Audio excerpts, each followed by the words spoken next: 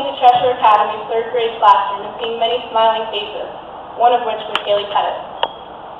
Everyone admired her character, academic ability, and her sense of humor. Even at that age, we all had immense respect for this amazing girl.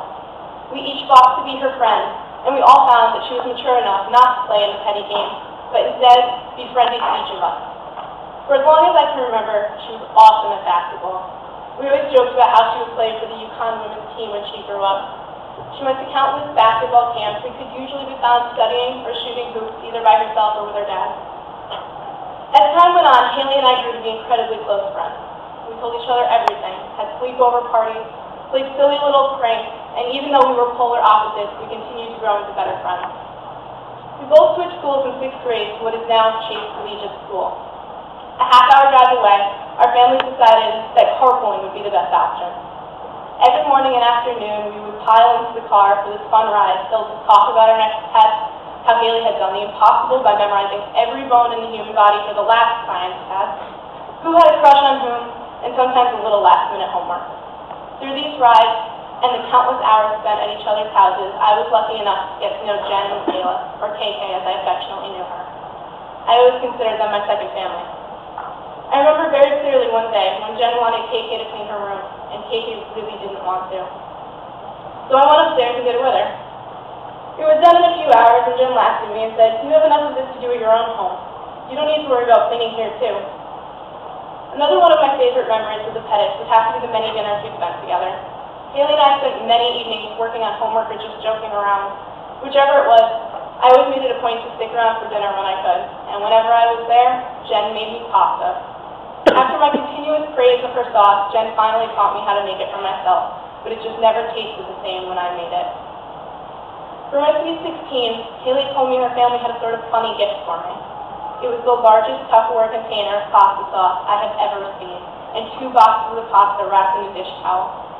I savored that sauce, and it was by far the best gift that I received that year. When Jen was diagnosed with MS, Haley and I were 9 years old. I didn't understand what MS was at the time, but I remember watching Jen give herself a shot every day, and I remember the grace with which the whole family handled the diagnosis. I was also lucky enough to witness Haley's determination to make a difference. I remember the letter she sent out the first year she walked in the MS walk. I was amazed that my friend was going to take on such a big task. Haley not only took on this task, but did so with such strength and success. Haley continued to thrive in all areas of her life. Jen was always encouraging her, and KK was always watching and learning. One year, Haley asked me to walk with her and her team, Haley's Hope, and I was so honored. That was 2003, the year that the MS Society asked her to cut the ribbon and begin the Cheshire Walk. That was her first of many honors for her amazing work for the MS Society. I was so proud to hear that KK was going to take over as Haley went on to pursue her other dream of becoming a doctor at Dartmouth College this fall. It was incredible to watch Michaela grow up into an equally amazing young woman and to see how much she had changed since each time I saw her.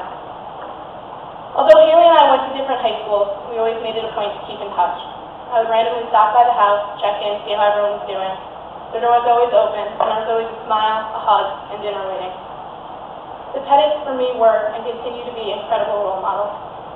The family had such strength and compassion. They were not perfect people, but they handled every situation to the best of their ability, and lived every day with compassionate hearts. Their lack of perfection made them even more incredible. They were leaders in every sense of the word.